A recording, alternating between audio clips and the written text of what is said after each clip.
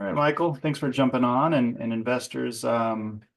We are doing a weekly Zoom now. It's just Michael and I going over the weekly numbers, what we are pulling from the property management dashboard and software, as well as confirming bank account balances. And there's a lot of work that goes into these reports. Obviously, we are working on verifying those numbers much better than we have the last few years and getting accurate numbers. So, Michael, again, thanks for jumping on with me. We have a few things we want to discuss. We want to keep this super short and sweet, but also get to everything that we feel that investors need to hear and everything that you and I are working really hard to ensure is accurate and improving. So, what would you like to start with, Michael?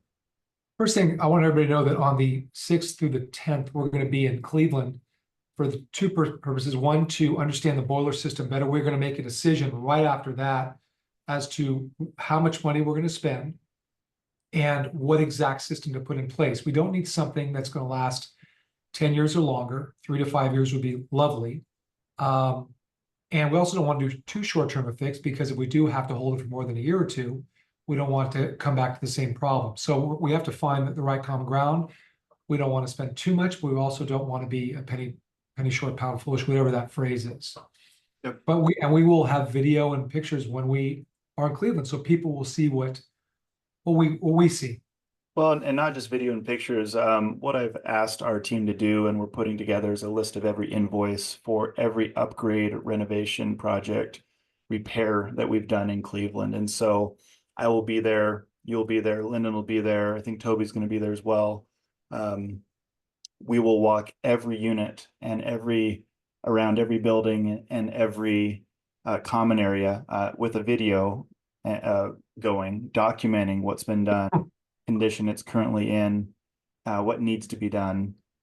We did this for El Paso, worked out very well, and helped us quite a bit. So we'll be there for 4 days, walking units, all 470 units or 450 plus units that we've got there. So we'll be doing that, and that'll help quite a bit. So let's jump into the numbers. I'm going to go ahead and share my screen.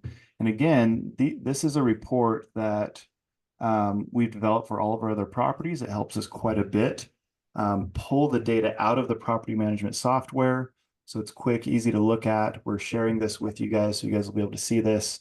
We'll give you the link as well, so you'll be able to view. So the overwhelming thing that we want to get across to our investors is that we are focusing on increasing occupancy, increasing rents, increasing tenant happiness, and thus increasing renewals. And so, Michael, that's one thing that's improved a ton, along with a couple other things, is overall retention. So what we struggled with in the past was about 20% retention. And Michael, on all of our other properties, we want to be 50% plus.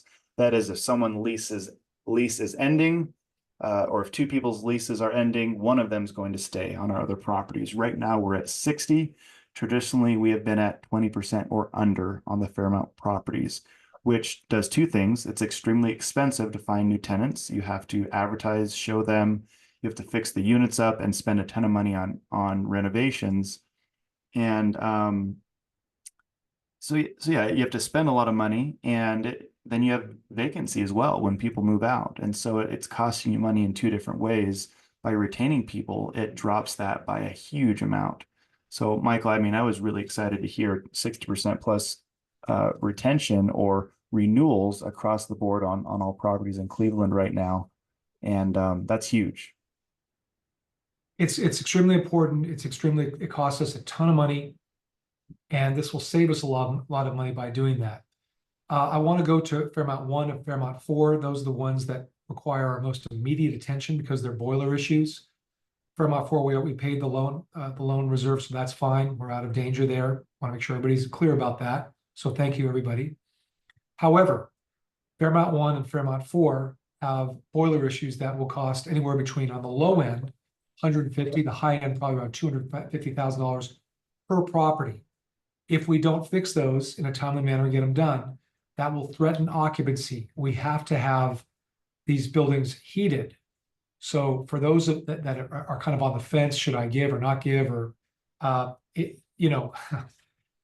I don't know how much clear we have to be about that. It's not even a can. We have to do this for these buildings.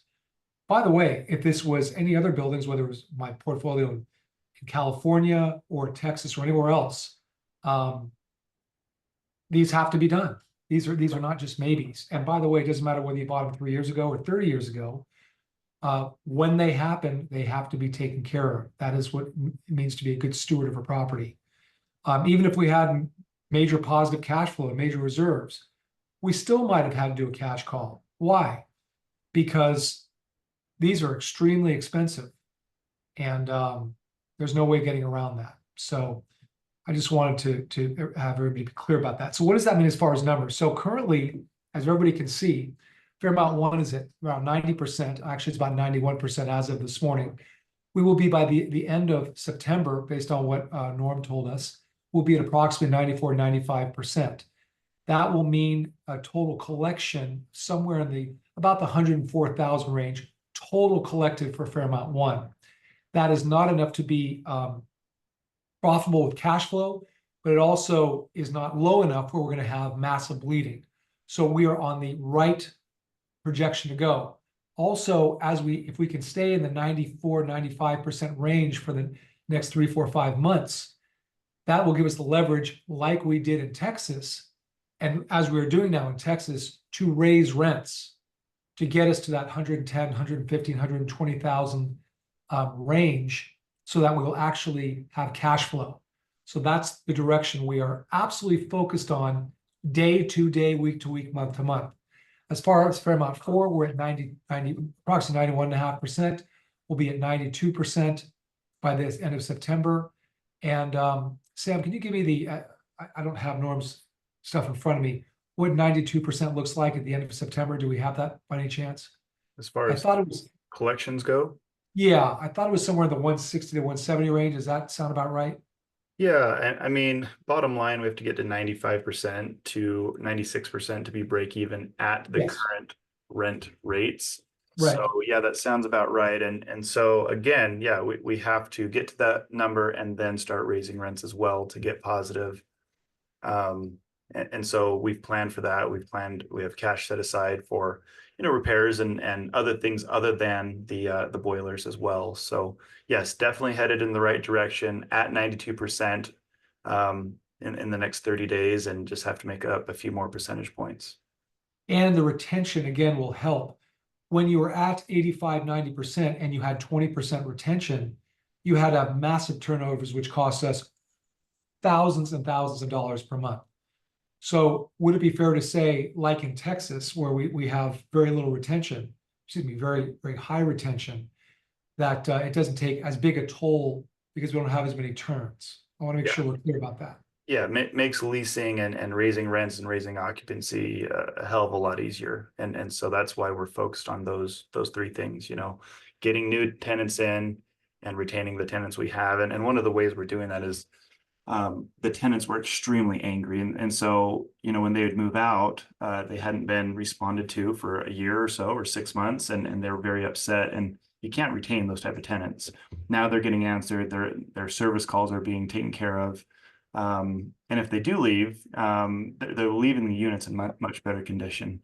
Yeah. And so there's just this tip of the iceberg type stuff. There's lots of things that are underneath what are happening that affect a property in ways that you can't always quantify. One of those is tenant happiness and overall satisfaction. They know that I'm going to be there walking all units. They've been notified. We're doing prizes for the cleanest units, the 5 cleanest properties, best look or units, apartments will get prizes. And so there's lots of things that we're doing to try and help that. I did want to quickly go over the numbers. And guys, again, the good news is we needed to get to 90% plus as fast as we could. We are there, other than Fairmount 5, because that still has units that are being remodeled. And now we're pushing to 95%. And so when we look at these numbers, I just want to go over this, Michael, so they understand when they're looking at this on their own. Currently, that's physically how many, the percentage of people in the units. Leased means we have people leaving, but also have new leases signed. So those people are moving in the next few weeks.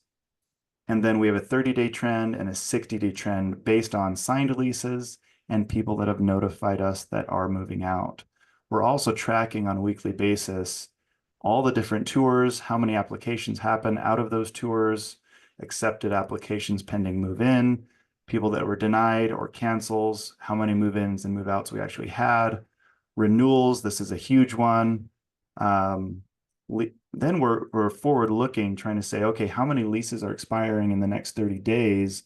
And then we really hit hard on those expiring leases, trying to get them to stay, giving them deals, concessions, sweet talking them and really hoping that they stay and don't move out. Same thing with the 60-day, people expiring in 60 days. Um, and then notice to vacates. We want to know why they're leaving. One of them has rodents. That's not okay. We're obviously getting pest control in there. One of them bought a house. Then we're tracking, until we're above 95%, we are giving, half month off or whatever it is we need to really push people into signing a lease or renewing their lease. And then, a reward for resident referrals for one of their friends or someone signing a lease. Vacants that are leased, vacant units that are unrented, vacant units that are ready, and vacant units that are not ready. And so we track that really hard and we want to know if they're not ready, how many days have they been down, and instead of having 60, 90 days to turn a unit, we got to have these units turn in less than 30 days. And so that's what Norm's been doing a great job with. Total delinquency as far as number of units and then a number. And this is what got really out of hand this last year, just absolutely skyrocketed, that complete inability to collect rents for the tenants that you do have. So these numbers are going down and they're going down by a lot. We have a lot of evictions, and one thing that I was doing this last year is I was following up with tenants and my assistant was to try and collect delinquent rent because no one else was doing it. And so Norm has a very good system of knocking doors twice a day, robocalling, texting, voicemails to get these people to pay. And collections show, the bank account shows that we're doing better on collections and then also delinquencies going down. Can I say something about delinquencies, Sam? So Yeah. this is to all everybody watching. This is delinquencies are a long-term process. This does not happen overnight. This could take 3 to 6 months before we get it to an acceptable rate. What would acceptable be? Well, in our Texas properties, for example, we have almost no delinquency. California properties, same thing. Yeah, on a percentage basis, we're like about 5% of the rents instead of Yeah, 40. right. So for example, on Fairmount 1, we really want to get that delinquency down somewhere in the 3 to 7,000 range. Yep. For Fairmount 4, again, somewhere in the 10 to 20,000 range total. That's where it needs to be. That's going to take a few months. That means getting rid of bad tenants and putting in good tenants. That is not an overnight thing. Again, once that turns around, that will go directly to our bottom line on the way to cash flow. So the things Also maintenance, Michael, sorry to cut in, but also yeah, just maintenance responding to service requests. There's a lot of tenants are like, why the hell would I pay rent if no one's going to come fix this leaky pipe or my ceiling that's leaking? And so that's those right. two go hand in hand, with unhappy tenants. So Yeah. so the two things that we have to look out besides occupancy, vacancy, income, expense, the two keys are retention and delinquency. Once you get retention and delinquency under control, that's when that is a silent bonus that goes right to your bottom line. So that's what Norm and we are working on. It is literally a day-to-day, week-to-week, month-to-month, hand-to-hand battle on your belly through feces, glass, and vomit.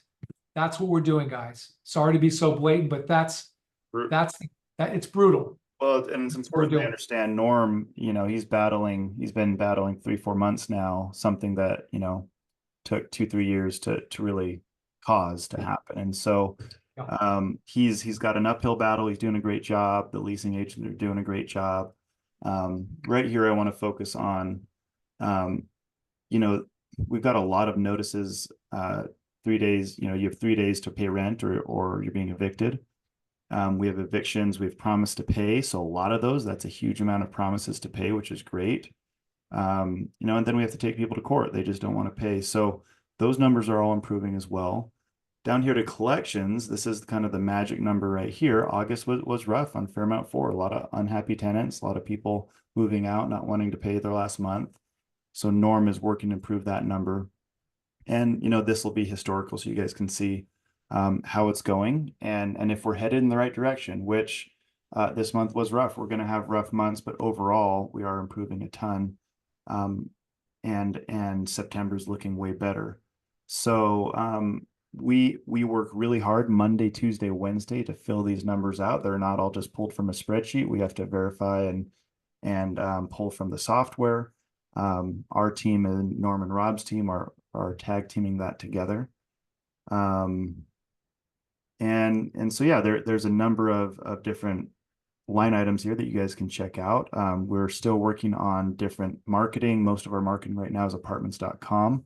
We'll get these links in here so you guys can check out the marketing as well. And capital approved projects we're working on, there's roofs, there's stair rails, there's just a ton going on as far as work that the banks require, the city required, and that we need to get done. And so this will be ongoing. Please reach out to us with questions. Again, the good news is we are still headed in the right direction when it comes to occupancy and leasing and also retention. That's huge. And then we'll be out there starting next Friday for 4 days straight, walking every single unit, verifying with video and comparing that against invoices of what we paid for to ensure that what we did pay for actually happened. If invoices are incorrect or something like that, that will be notated and contractors will have to fix that.